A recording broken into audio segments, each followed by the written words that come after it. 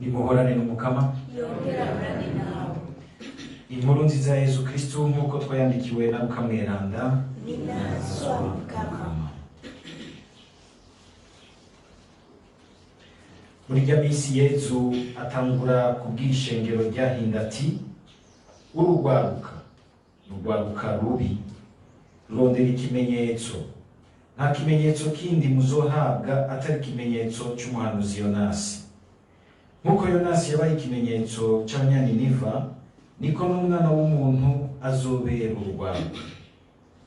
Ku munsi w'urubanza umwamikazi wo mu bumanuko azohaguruka kwagiriza abantu b'urugwaruka, agire ko abatsinde, kuko yahanutse ku nkiko akaza kumva ubwenge bwa Salomo, kandi hano hari uruta Salomo. Ku munsi w'urubanza Abanyaniniva bazohaguruka, bazokura hasi kwagiriza urugwaruka, bagire ko barutsinde, kuko bihanye kubera inyigisho za Yonasi, kandi hano hari uruta Yonasi. Dushimagize iyi nkuru nziza ya Kristo. Kristo shemezwa.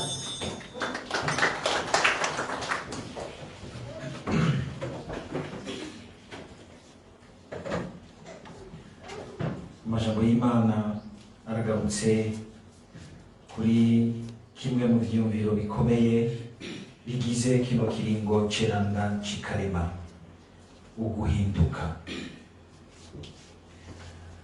Kandi uguhinduka nk'uko tubibona, nubwo tubivuga cyane mu ikarema, zubweye ko ari ikarema gusa yo kumenga ikarema irangiye, umuntu yobandanya azirikana kuri iyo ngabirano yo guhinduka. Uguhinduka mbere ugasanga intumbero y'ubuzima bw'umuntu, ubuzima bwa misi yose, kuko ubuzima bw'umuntu bugenda nabwo nyine burahindagurika mu gihe, mu myaka, mu vyabamwo, ahaba, ibintu biriya bigenda biraza mu buzima bwiwe, bigasaba yuko rero muri vyose aguma arondeza igihagararo n'iforo nziza bihimbara Imana, kugira ngo aguma arondeza ishaka ry'Imana mu vyabamwo vyose. Imana irakunda umuntu afise uwo mwitwarariko. Ntitwama tuzi neza ishaka ry'Imana muri vyose, mu tuntu twose, ariko Imana igahimbarwa n'umuntu muri we yama afise igihagararo c'uwitabira, c'ushaka, c'uwiteguriye, les dispositions intérieures, c'uwipfuza rwose kubona ko yomenya intumbero y'umukama kandi akayihambirira ko akagomba kuyigendera. Ni icyumviro gikomeye twuzirikana umwanya muremure, ariko reka tukizirikane twisunga aya majambo y'Imana nyene twumvise. Bimwe mu vyo guhinduka ijambo ry'Imana riduhaye. Ubwa mbere nuko tubona ko uguhinduka nk'uko ijambo ry'Imana ritubwira, na cyane cyane muri iki gihe cy'ikarema, ni ikintu cyihuta, si ikintu cy'ukuraza, cyo kubikira ejo hirya y'ejo, kuko ari ikintu kidukiza amahano akwegwa n'ibyaha byacu, cyane cyane ibyaha biremereye, ibyaha bigoye, bikwega amahano agoye mu buzima bw'abantu. Bushobora kuba ari ubuzima bw'umuntu ukwiwe, cyangwa bukaba n'ubuzima bw'umuryango, ubuzima bw'abantu benshi bahuriye mu kintu, ubuzima bw'igihugu cyose. Mwumvise ingene aha mu gisomwa cya mbere Yonasi, uwo muhamagaro, ako kamo k'Imana akazanira igihugu cyose, kandi igihugu cyose kikakakira, kikakira ako kamo k'Imana, gihereye ku mukuru ngo gushika no ku bikoko, ngo ubwo nyene bagaca banyabutsa kwakira ako kamo. Ubwa mbere ngo Yonasi igisagara tezagira iminsi 3 kubera ko vyihuta, akigize mu munsi umwe. kandi turigishanya guhinduka, mugabo burya dukusabira na je ndabibigisha cyangwa undi wese abibigisha ngo natwe duhinduke, turakenera twese guhinduka. Yonasi kugira ngo agende kumenyesha byihuta ako kamo k'Imana abanyaniniva, byamusabye ko ahinduka. Murazi ingene yabanje kumenyana n'Imana kugira ngo Imana imuhindure, kuko ntiyumva ingene yoshira ijambo rikingira amahano ico gihugu camye kibagwanya. Ntiyumva ingene yoshobora kwakira ijambo nk'iryo ryiza ryo kugirira neza abanyaniniva, bari bashire ico gihugu camye kibagirira nabi. Yaragifise akazigo gakomeye ku gihugu ca Niniva. Ni nk'uko Imana yofata nk'umukongomani akorera hafi ya Mbeni Tshisekedi, ninde perezida wa Kongo Tshisekedi, kamusaba iti shira inkuru nziza abantu bo hariya kwa Kagame mu Rwanda. Murazi ingene basigaye bafise ukomeye, cyangwa gafata uwundi muntu wese ari mu rwango rukomeye ku wundi, mugabo bikanga ko yemera ko aja gutwara iyo nkuru nziza, bikamusaba yuko ategerezwa kubanza guhinduka. Cyangwa uko yofata n'umuntu sinzi ari n'inzi bikomeye nko hariya mu Rwanda, cyangwa genda mu kindi gihugu ubashire inkuru nziza, yuko Imana ishaka kubagirira neza, ikabakingira amahano y'ibyo bariko barabamo. Ariko bikamunanira, Imana ikabanza ikamucisha ahantu, bivuga yuko kugira ngo natwe tube inkuru nziza, kugira ngo Yonasi abe ikimenyetso ku banyaniniva, nuko yemeye Imana ikamuhindura, ikamugira ikimenyetso cyiza. Ubwa mbere rero nuko ko guhinduka turitumirirwa twese, ubuvyigisha n'abavyakira, gushika mbere naho uguhinduka guteba kugashika no mu bintu vy'ubuzima bwa misi yose. Indinganizo hamuvise ngo n'ibikoko, ni ukuvuga ko bahinduye ubuzima bwabo bwose, si inyifato gusa, ni organisation yose iteba ikajamwo, nugira nti uyo mwuka mushasha w'Imana, son nouveau souffle de Dieu. Ni ibintu rero bishika kure, sakano kuvuga ati reka ngorora oya, ni umutima wose ugira uti ndategerezwa gufata intumbero shasha. Iryo jambo guhinduka ni ukuvuga wari kugenda urabino ugahindukira wese ugafata iyindi nzira. Ni ingabirano yo gusaba muri iki gihe c'ikarema, kandi ingabirano Imana iduha. Hari akajambo Yesu avuze mu nkuru nziza akagira ati ngo mbere hano wari usumba Salomo, hariho usumba Yonasi. Ni ukuvuga yuko Yonasi na Salomo baranavyigisha gusa, ariko kubabigira ku bwa Yesu Kristo, Yesu akamanuka akabaronsa iyo ngabirano, akanabafasha ubwo rugendo rwo guhinduka. Si inyigisho gusa baduha, mbere ikimenyetso cyiza kigaragaza yuko n'ubundi ari Imana iriko irakora mu buzima bwacu.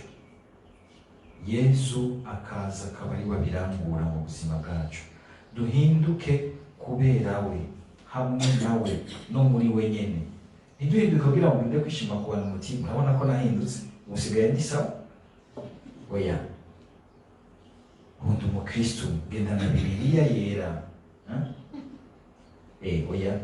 Mugabo bwa mbere kugira uti hari wundi muntu w'umugenzi twamana ngomba kugira inzira ukuri by'ubuzima bwaje.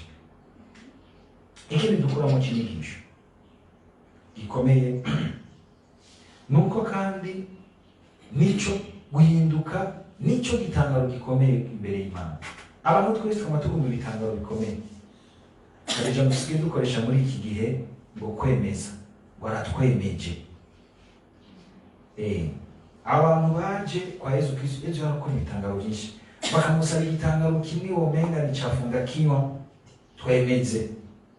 Yesu arabaraba, turavuga turugwaruka mu rwaruka buri, ni hamwe kandi mwibuke yabwiye Toma akagira ati ahubwo harahirwa abantu bizigira ijambo ryiza gusa rigahindura ubuzima bwabo rikabagira abashasha batarinze kubona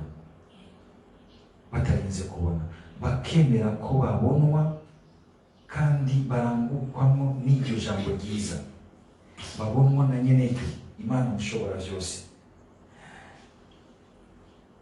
Akenshi ugiye kuraba iyo turiko turasaba ibitangaro nuko ari ibintu dusaba umenga tugomba kwikwegerako. Ntidushaka kureka mu Imana kujya tukunze kuvuga no mu gisabisho muri Imana iyo nyene igenza ibintu dushaka kwitegeka. Mwisanzwe abantu barabanyama gose. Ibyo bintu bivugisha ukora twemeze kora ikindi kintu tuzokwemera. Umenga bikora mu amategeko y'ingene yuko ubutumwa bwiwe. Yesu akabareka akigira akagira ati mugabo hariho abantu bazobabera urubanza, bazobabera ikimenyetso cy'urubanza. Abanyaniniva barisubiyeko bumvise gusa ijambo rya Yonasi ntibarinze gusaba ibitangaro. Ntibarinze gusaba ibitangaro. Uyu mwamikazi wo mu bumanuko yaraje arahura n'Imana ya Isirayeli kuko yumvise gusa ubwitonzi bwa Salomo akabona ubuzima bw'ingene buringanije biramuhindura yakira Imana ya Isirayeli, Imana y'ukuri, Imana yawe, Imana se mukama wacu Yesu Kristo. Ntiyarinze gusaba ibintu by'ibitangaza bikorotse biva ku gicu. Hari igihe duhora tugenda gusenga gasanga nk'ubu tugiye nko kuraba umurwayi kazobona tuhahuriye n'abandi bantu b'abaporoti. Je muri sinzi uwo twahuriye ahantu ku murwayi ubwo yari umuntu mwiza cyane, ego yarubaha abandi. Byaragenda yacokanenga abantu bagize ubwoba bw'umuntu w'abarwayi batumiye abantu bose b'Imana kugira ngo bose bagaceko baraye ko atanu n'Imana yakira mu gitangaro akire. No, ngo wewe ngo Amerikani tangura akaja nk'akamuja ko akamusengera akaza umupanekoti akamusengera pati zana nawe y'amavuta yawe. Aho ukabona yuko umenga bashaka ko hariya yatsa kuza igitangaro umuntu azibona arahunze. Birashoboka ko Yesu ashobora kubikora mugabo si tumutegeka umwanya n'igihe abikorera. Twebwe turamwitura hanyuma iyo ashatse agakora icyo gitangaro kiboneka mu maso y'abantu. Mugabo hari igihe agikora mu buryo budashoboka aboneka n'amaso y'abantu, akagikora ukabona umuntu no mu babari bwiwe abufisemo umutima mushasha, intumbero nshasha, nta kidoga muri bwo, nta gitukana muri bwo, ahubwo arahezagira akigisha abandi, mbere akigisha ariko buriro agahindura abandi bantu. Mugabo hari abaguma bagira bati oya ntabyo gutubwira ngo warahuye n'Imana utarahagura uzokora ugendagenda wiruka. Hari n'abantu boshaka yuko twosengera nk'umuntu w'umutamakazi yamaze gusaza cyangwa nk'umutama asubira abe nk'umusore cyangwa inkumi asimbasimba. Jona wanasanze umuryango bariko barasenga abakatolika baba bagihinduka bagahinduka bahindukira mu baporoti. Oya ngo mama wacu barwaye ibintu by'imbi. Oya mama wanyu arashaje. Umuntu ashaje hariho indwara zimutondako kubi mu bintu mugishoboye. Oya tuzomusengera asubira simba agende mu ngoro y'Imana ijako.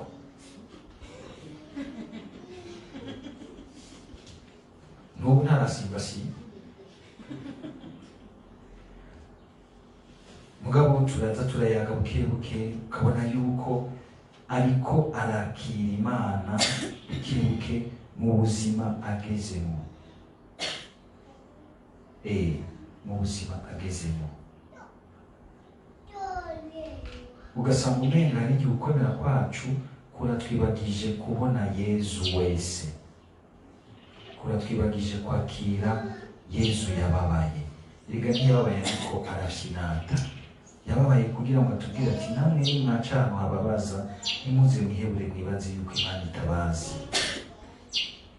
Oya, ahubwo murasaba Imana mumenye ingene mwoyakira ngaho.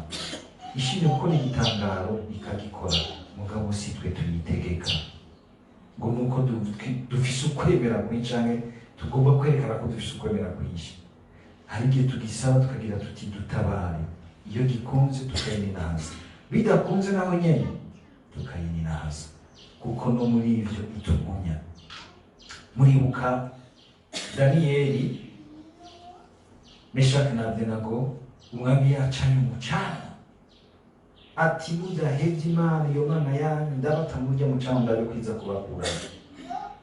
Baramwishuye ijambo ryiza bose riri mu kwemera rero, bakagira bati ngo Imana yacu ngo turakubahana, ati mugabo Imana yacu iyo ishaka iradukura aho hantu, kandi naho itobishaka ntituja gufukamira ibigirwamana vyawe, iguma ari Imana yacu. Kwirundura mu minwe y'Imana tukayireka ikaba ari itugenza, niyo ntumbero nziza yo guhinduka. Iyo ishatse gukora igitangaza ikakidukorera ikinyene tuba dushaka, itabishatse ikadufasha gusa kumva ikindi ishaka mu kubireka bikamera gutyo. Gusa ugaca usaba mu kanwa uti Seigneur, donne-moi d'en comprendre la différence, fasha kumva igituma waretse bikamera gutyo. Ko burya kenshi umuntu yabuze isigura intumbero y'ivyo ariko arabamo, nivyo biruhisha gusumba kuguma uraho utazi igituma, utumva intumbero y'ivyo uriko urabamo. Umukama akabwira rero abo bantu ati abo bantu bahindutse muragabe bazobamera ikimenyetso gikomeye imbere y'Imana. Imana izozigira iti naka na naka yari uwo mu rwaruka rwawe, nta bitanga rero nize kubona, ariko yaremeye ijambo yahawe rirahindura ubuzima bwiwe, rirabushira mu ntumbero y'Imana, ishaka ry'Imana. We waguma gusa wivemberera umutwenga ugira utariko aratumwanya, uyu munsi Imana ikakwereka iti uyu yarakubereye ikimenyetso ntiwashatse gucakira, naraguhaye umuco muri we ntiwashatse kuwakira. Dusabe Imana kubona ibimenyetso by'ingene ihindura abantu ikabagira beza, bikadutumirira natwe guhinduka ngo tube beza kubw'ishaka ryayo. Tuyisabe mbere natwe nyine kugira ngo duhinduke muri bica nk'ibiriya dukeneye guhinduka mu buzima bwacu, kugira ngo tubere abandi ikimenyetso cyiza kibatumirira kwiyugurira urukundo rw'Imana. Amen.